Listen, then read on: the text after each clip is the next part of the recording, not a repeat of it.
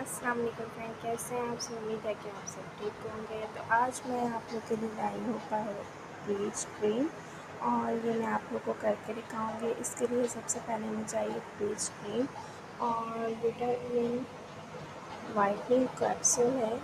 ये आपको चाहिए। ये मैंने ब्लीच जो है निकाल के पहले से रख दिया है।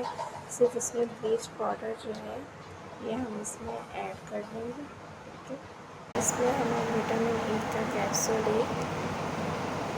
इसमें ऐड कर देंगे और इनको मिक्स करके हम अपने फेस पर अप्लाई अब इसको हम अप्लाई करेंगे अच्छे से फेस पर अपने।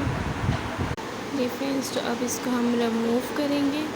अप्लाई करने 5 मिनट लगाया है हमने, लेकिन मैंने साफ़ कर दिया है और आपके सामने है इसका रिज़ल्ट।